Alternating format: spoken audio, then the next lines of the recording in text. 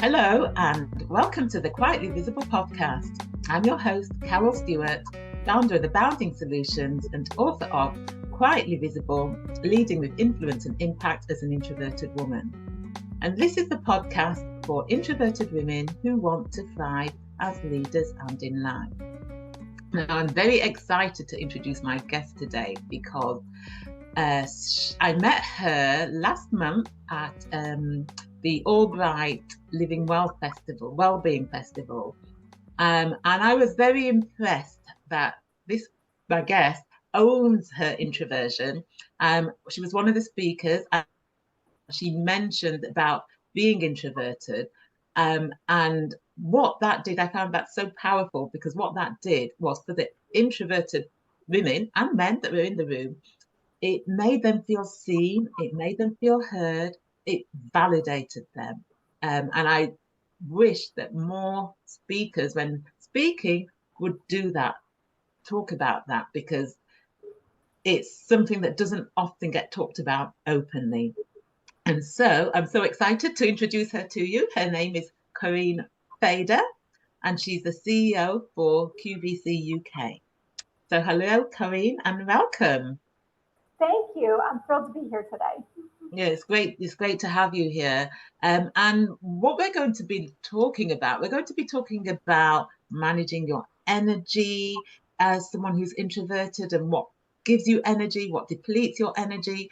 We're going to be exploring how to handle those, to show up and handle those situations that don't come naturally to introverts. So things like meetings, large meetings, or external speaking engagements or networking, which don't come naturally. But as you are a leader and the more senior you get, the more you are required to do them, as well as exploring Koreen's journey to CEO and as a woman and an introverted woman at that, how that was for her. So before we dig into the nitty gritty, Koreen, just tell us, who is Koreen? Yeah, so as you said, I am currently the CEO for QVC UK. I've been in the UK and in my current role for about 4 years now, but I've actually had a 25-year career with QVC. So I started as an intern as I was getting my fifth-year master's in our US market. Where I absolutely fell in love with the business model, the immediacy of it, all of it. I just loved the live shopping aspects. And then my career has taken me literally around the globe. So I spent the first 12, 15 years in the US. And then I had the opportunity to move to Japan and lead our merchandising teams in Japan for 4 years. And then a quick stop back in the US for 2 years. And then, as I said, I've been here in the UK for the past 4 years in the role of CEO.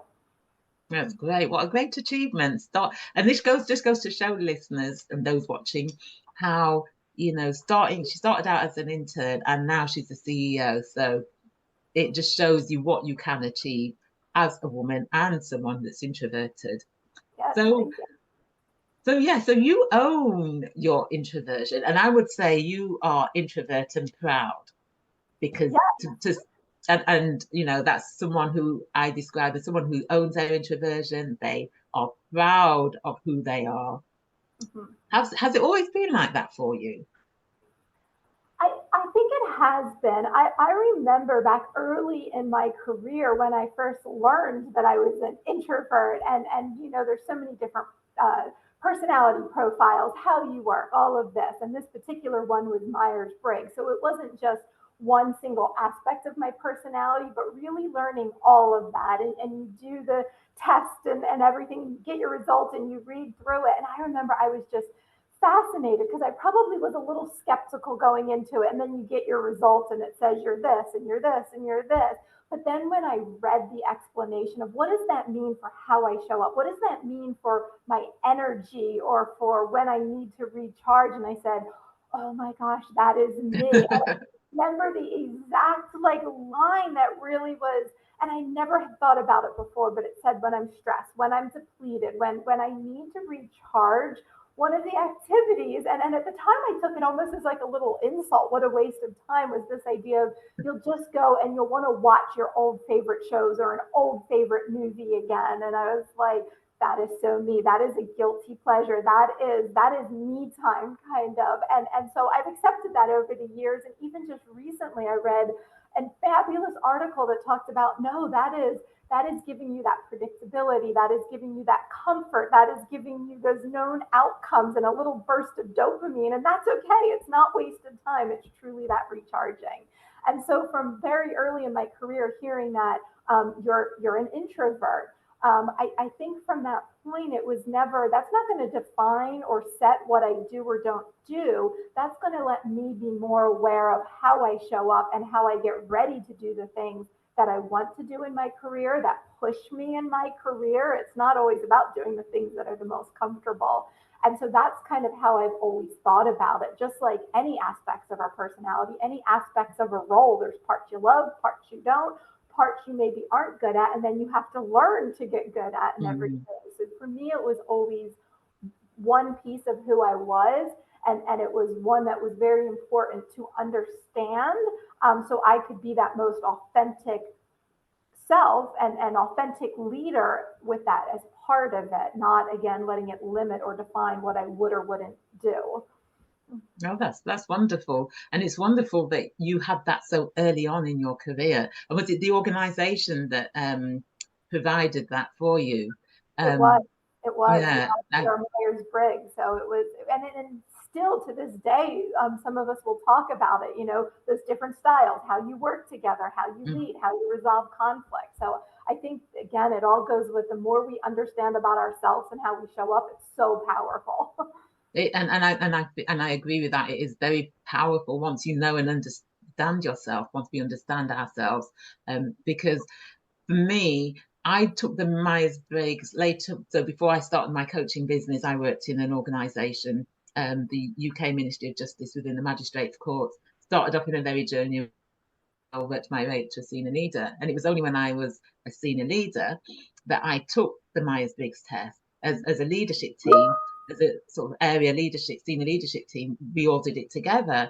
And I remember at the time, I didn't really know a lot about introversion or extroversion, or really understand it, other than some of the misconceptions that were around about introversion, that introversions are shy, like confidence and all that nonsense that's not true. And so when I got my results, which was ISTJ, I remember re-adding the score, trying to get it to come out as something different because I didn't want to own it.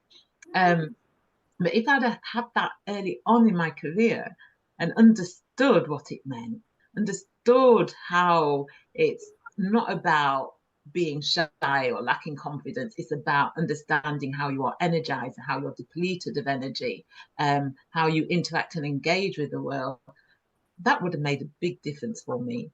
And I know for a lot of the listeners, a lot of the women that I coach, they've not had that insight early on in their careers. And so they've had to go through their whole career thinking, or until they probably get to a particular age, say 30s, 40s, 50s even, they've gone through that thinking that there was something wrong with them because they work in environments where extroversion is favored. Right, right. Absolutely. And I agree. You kind of said that misconception or misunderstanding of what introverted means versus shy, because I don't actually consider myself shy. And in fact, once I'm comfortable or with that small group that I trust, that I know, they probably say I'm quite loud. Stop talking a little bit. So exactly that. For me, it's all about where you get your energy, and that can even look different for different introverts and everything. So I know that the big ones, and you touched on these in the opening, is always that how you show up for public speaking, whether that, or large speaking engagements. And as a leader, as a CEO, that could be sometimes my largest engagements are when I'm doing my all hands to 1,500 employees every month.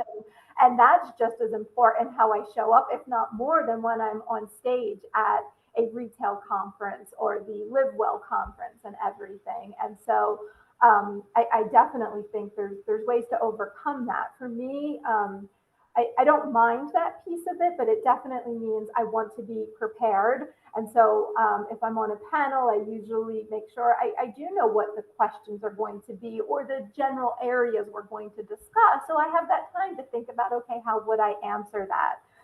When given the choice, I would always say I would prefer to have that podium and to stand at a podium versus walk the stage and put my notes there. And I think it's okay to bring notes. And I think sometimes we get caught in our own head that everybody's going to see that I'm looking at my notes. But then if you actually watch other speakers, you don't think about, oh, do they have notes? You actually remember what they said and how impactful was it, or you're looking at their slides and everything. So I think it's okay to kind of have those pieces that are going to help you. And then I practice. So prepare and then practice. And I try to tell, and I think that's good advice for anybody, not just introverts. But if you're going to be speaking to that many, taking people's time and everything, then run through it, practice. Does it flow? Does it sound how you want it to? Say the words out loud. And so those are definitely things I do when I do have those big speeches, public speaking engagements, podcasts like this and everything.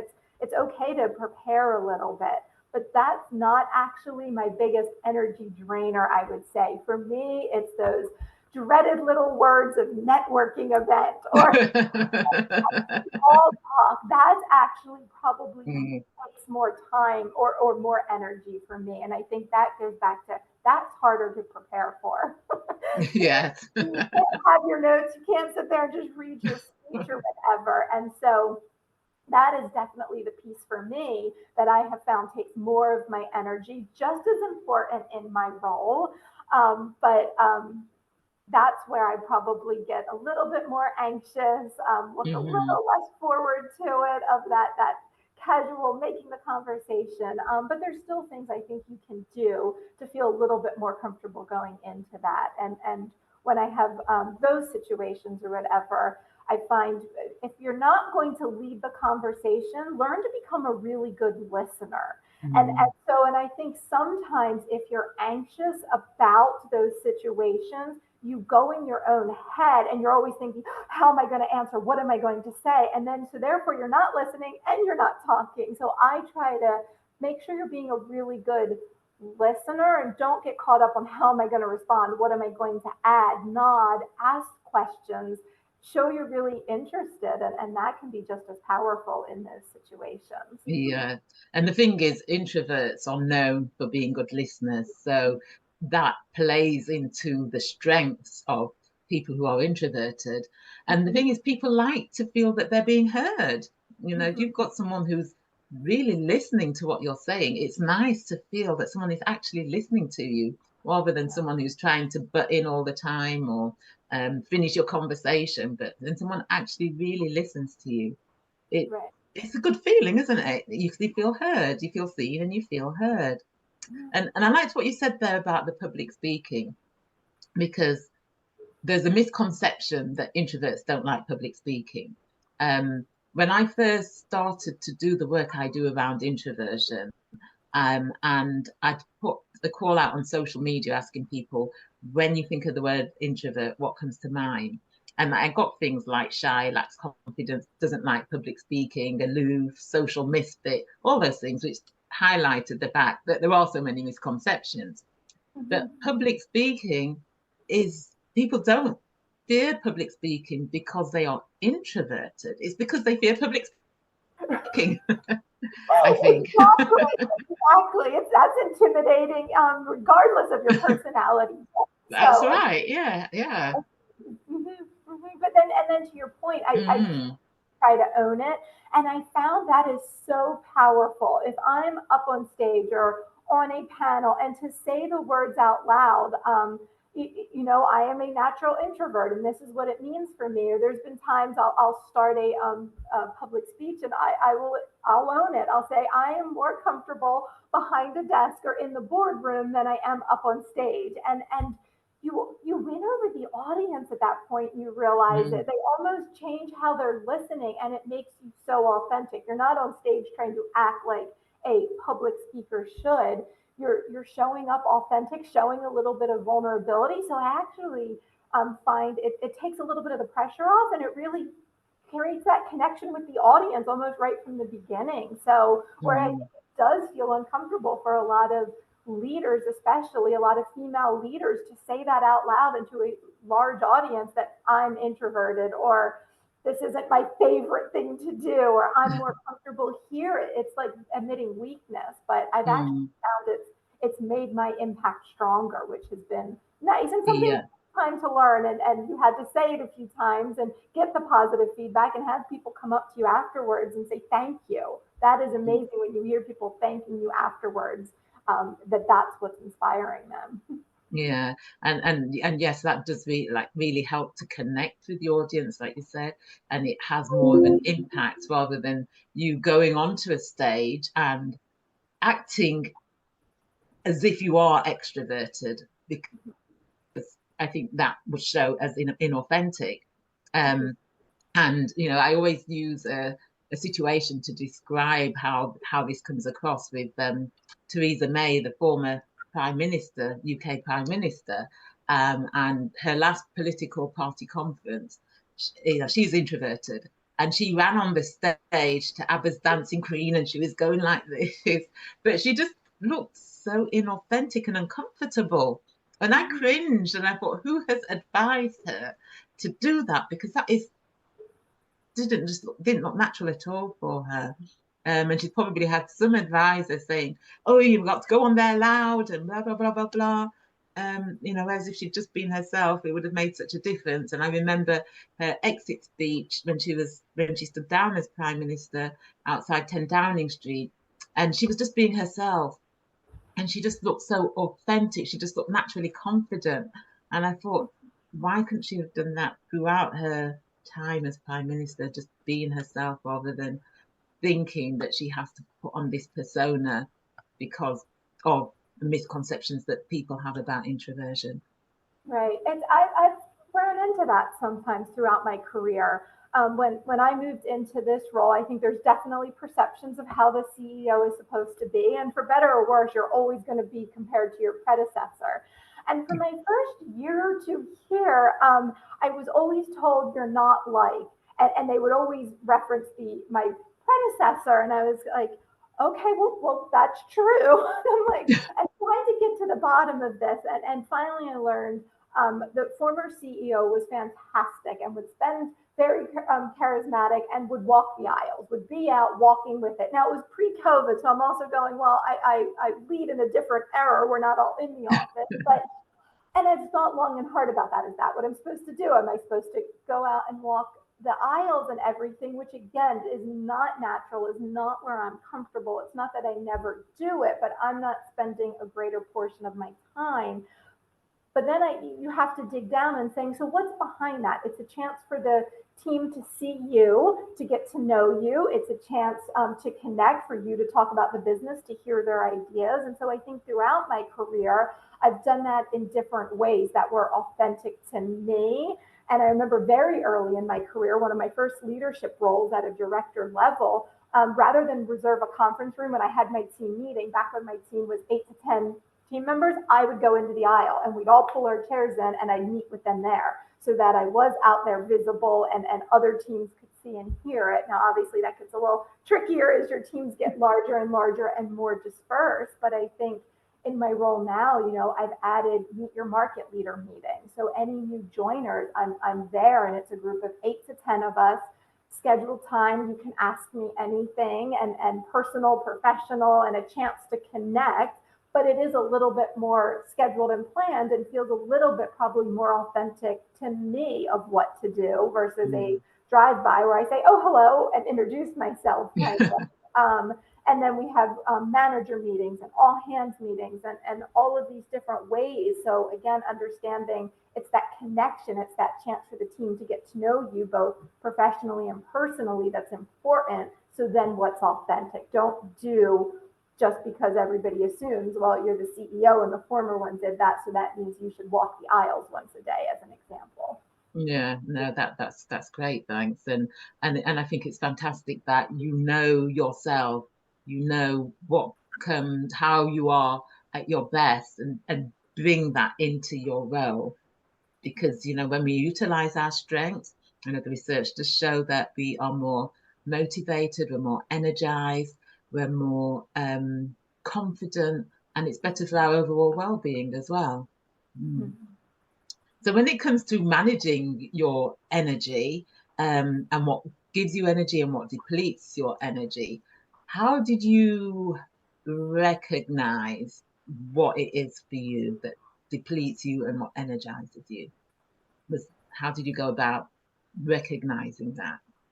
I think it was, and it was probably as I started to move into leadership roles, and I think everybody's probably experienced this at different points. Your time becomes less your own. So there's less time spent at your desk doing your work. You're having more one-on-ones, more team meetings. You're leading. You're setting the direction. And so I would find as my time became more with others, that I'd go home at night and I wouldn't want to talk to anybody. But whatever, I needed that time to kind of decompress and like to recharge, and you start to realize that. And then I think I started to notice the more I would have, and if I'd have in a week, a lot of external engagements, a lot of networking events, that if I became over scheduled, at the end of the week, you really would feel like I don't have any more energy. And so then I think it's managing that and making sure you're making those times for that solo work, that deeper thinking, that I start my days and I try not to jump right on that first call or meeting of the day, that I can go through my emails, I can have my cup of coffee, I can kind of get a little charge almost to start the day and everything, and then make sure you have those throughout. It's not perfect. There's going to be times that the job or the opportunities just mean it's going to be full on for a week or a couple of weeks, but then kind of just know where those spots are and know you're going to give them to yourself to recharge a little bit. Yeah, and that's so important, that putting in those things in place that protect your energy, that give you that space to energize. And what part would you say self-awareness plays for you in having or knowing when you're depleted of energy? I think that's easier probably at home, because if the way I look at it, if you're that last meeting of the day, the team I'm meeting with, or that one-on-one I have, or if I had a networking event the night before and then I'm here back and everything, that it's not fair to that team member that they're getting me when my battery is low if it's unavoidable. So I actually find that self-awareness at that moment, I have to show up and give my best still in everything. And that's where make sure your calendar doesn't get to a point that you can't.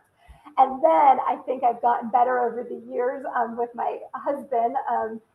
When I come home, I can say that, being like, you know what, I need a little time, or it's okay at 9 at night to say, you know what, I'm going to head upstairs. I want a little quiet time. I don't want to kind of interact or whatever. And so I think he's seen that. And so it's having that safe space where you can say it, because I do think I probably still have that pressure in work, and more so that I don't think that's fair if you're not bringing your best self to the team or to the meeting, or if I'm going to accept whatever commitment that is, I want to bring my best self and work. And so then just knowing and being self-aware to say, okay, well then I'm going to need to give myself a little downtime at home then. Yeah, and I think that is so important, is knowing that. So, if you know you've got a week of back-to-back meetings, networking engagements, high stake situations, it's knowing that being in that situation is going to deplete your energy. So you're going to have to factor in some time to recharge, because if you don't and you continue like that, you become so drained, exhausted, and you can burn out. And so, Yeah, I've even found some little practical things that helps me. If I'm going to go do a talk, like London is very big, so usually it's a good hour commute to go anywhere to an external speaker. And so if my team and I are going somewhere and I'm going to be on a panel and I'm going to do that, I actually travel there by myself, because then I know then I'm on the tube, I'm on whatever, and I can put my headphones on, or I can read, and just that's my kind of recharge time before I go in and I'm on. And then they usually are followed by those networking events or whatever, or it might be, travel home alone afterwards or whatever. And so even some of those little practical things of how some of the logistics can really help with how you plan that. If I'm at an all-day conference industry event, I probably don't always accept those networking lunches as well. I'm like, if I have a full morning, a full afternoon, a dinner afterwards, I'm going to maybe take that lunchtime break or whatever, and I'm going to step outside, get a little fresh air, kind of just, a little bit of that recharge time. So I think there's practical things you can do as well. Yeah, and I think knowing what those practical things are, like what you said about the traveling alone, that gives you that space on your own. But if you're traveling with a team of people, you've got to interact and engage before you've even got to where you're going, and so you'll probably be depleted of energy before you've even stepped into the conference or the event. Yeah, so putting those things in place, I think, is so important. Knowing those sorts of environments that deplete your energy, making sure that you schedule time. You might not be able to on the day, but in the evening, go and crash out if you need to crash out and have that space and watch Netflix all night if you want, if that helps. Right. And so when it comes to managing those situations that don't come naturally to introverts, I mean, we touched on the how you prepare for public speaking, but what about those meetings that you have, they're large meetings, and you've got to be big, because the way a lot of meetings are conducted, they don't allow for the thinking style that introverts have, the preference for processing information and then speaking. There's a lot of speaking on the spot that's going on and that sort of thing. So how do you cope with them? I think if I'm leading the meeting, it'll go back to the be prepared. So, I do monthly all hands meetings. We plan out the agenda in advance. If it's the first time I have somebody else speaking on it, I usually meet with them and kind of get them ready, because I realize it's probably a big moment for them to be speaking on an all hands, whereas I do it much more regularly. So I give them the chance to practice. I have my notes and everything. So it's that preparation. If it's a meeting that I'm attending that I'm maybe going to have to answer on the spot or this or that, I think I tend to always try to do pre-reads if they come out. And so I'm at least familiar with the materials or whatever. And if it's on the spot and I need a little bit more time to digest, sometimes I'll give my initial thoughts, but say just that, like, oh, I'd like to go back through this and I'll follow up if I have additional questions or anything like that. Yeah, and that's advice that I give my coaching clients, is to prepare as much as you can beforehand, go through the agenda beforehand, identify those topics that you want to express an opinion on, and if you do get put on the spot, then give your initial thoughts and let people know if you've got anything further to add. You'll get back to them. And I think sometimes introverted women and men are fearful of not being able to respond to the spot, that they think that if they say they need more time to process information, that will be looked unfavorably. But I don't think that it would be, and if it is the case that people are putting pressure on you, most people that are going to meetings, it's about, they're there for a reason, because they belong at that meeting. They've got something of value to add to the meeting. So they will have an initial thought about their subject area or their area of work. Express that, and then let people know that you will let them know once you've had a chance to process things. You'll let them know anything else that you want to add. I agree. And I actually find it's really appreciated, because flip it the same way, as an introvert or a lot of public speakers, as we say, or if you're presenting at a big meeting, you're probably nervous. You're looking for that feedback. If everybody's quiet, if nobody responds, or they give just a quick answer that isn't really substantiated, I know I appreciate it when somebody follows up and is maybe a little bit more thoughtful or whatever. So I think flip that scenario, and how would you feel if somebody said, oh, here are my initial thoughts, let me look at it in more detail, and then I would just say, keep your commitment.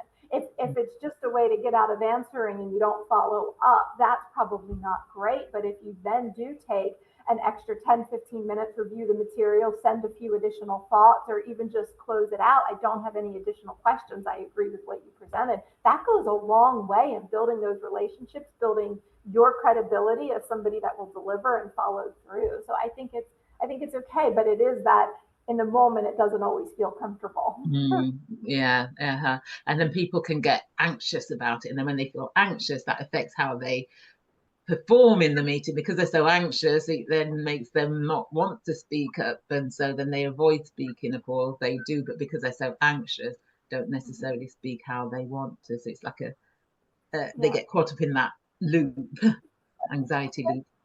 I think this is another where sometimes owning it makes it feel a little bit more comfortable. So if it's an area, and again, it's pretty broad what I get invited to and to comment on in my role. And if it's an area I truly am not the expert, I will share that. And I'll say, this is not my area of expertise, because then I'm putting it on them. Like, I need your expertise. And then I'll ask the questions that I have. And so I think that's a really, just like owning you're an introvert, own where it's not your area of expertise. Is a really powerful way to bridge that as well, I think. Well, I love that, actually, because, like you said, it's not your area of expertise. You're invited to the meeting. If somebody's speaking about something that's not your area of expertise, you shouldn't be expected to know everything about something that's not your area of expertise. So I really love that. And listeners, watchers, take that on board. Yeah. So don't worry if you're invited to a meeting and it's not your area of expertise. Let people know. My expertise is this. This isn't my area of expertise. But these are my thoughts. Yeah, that's where you had touched on, listening is actually, I think, one of the areas introverts excel in a lot of the time. And I've noticed that. And sometimes in meetings, if I'm not as actively presenting or have the immediate thoughts on it, sometimes that really listening to what the different team members are saying and asking, I've found I can actually help bridge that gap.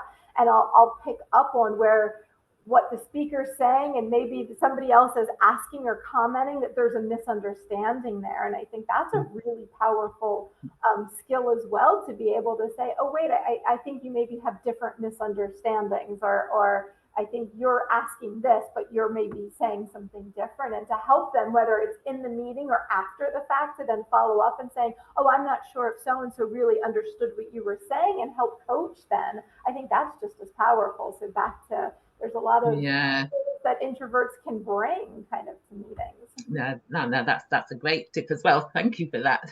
Getting some golden nuggets here from someone who's walked the walk. So thank you. And you mentioned that networking, those sort of large social networking events, is probably one of your biggest challenges. How do you manage them? How do you navigate them?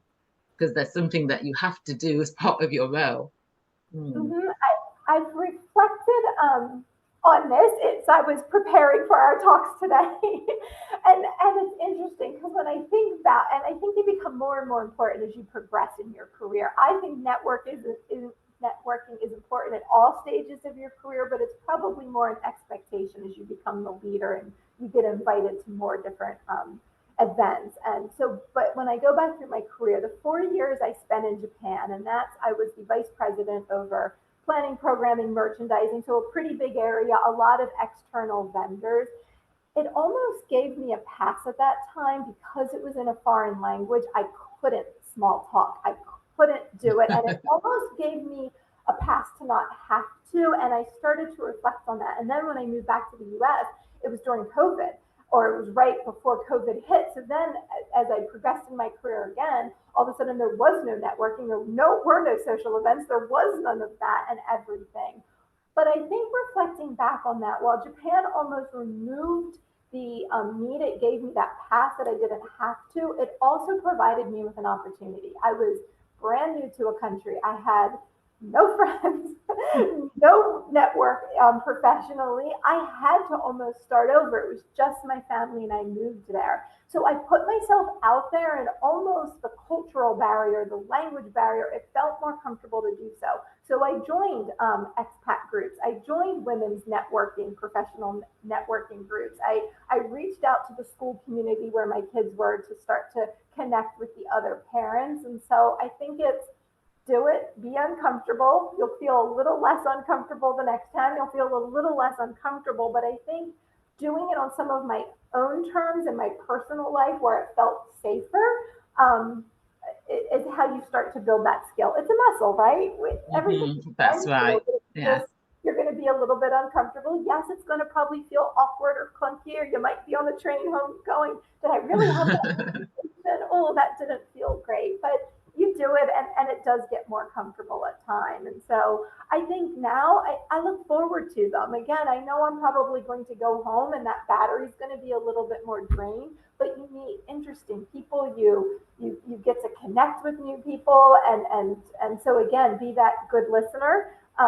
Ask questions about them, about their work, about the causes they're involved in, and everything. And I find that's a good way and takes a little bit of the pressure off. And then I find they usually reciprocate with questions, and who can't talk about themselves. So it's never been answering questions that's been the problem. It's that leading the conversation, starting the small talk, and everything. So yeah, as reflecting back on that, I realized there was this pivotal moment, and that was about 10 years ago. So again, I was getting further along in my career, more leadership roles, but it was almost at the same time that the expectation that I do it in Japan was completely removed because I couldn't. It was the time in my life that it felt a little safer to do it, and there was a greater need to do it because I had no network there, no social network or anything. So Right. kind of how I pushed myself into it. Yeah. And so too, you've had a fantastic journey in your career from intern to CEO. That in itself is a nice title for something that could be your book. uh, so, for many of the listeners, that many of those that regularly watch this podcast, they're wanting to progress in their careers.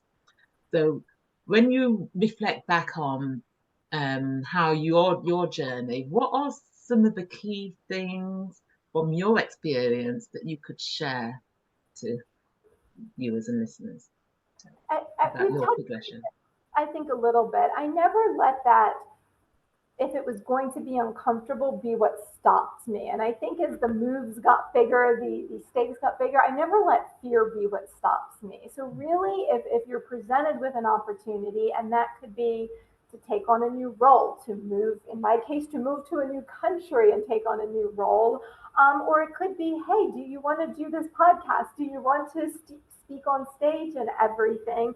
Really think about it. Is this something that you could do well? Is this something that would round you out, push you outside of your comfort zone? And if the only thing kind of at the end is going, well, I'm just afraid to do it, I'm like, then you just have to go and do it. So I've always tried to live my life with that, and don't let fear or that I'm going to be uncomfortable be what stops me. And I think a really pivotal moment for this was I was told probably about 8, 10 years ago.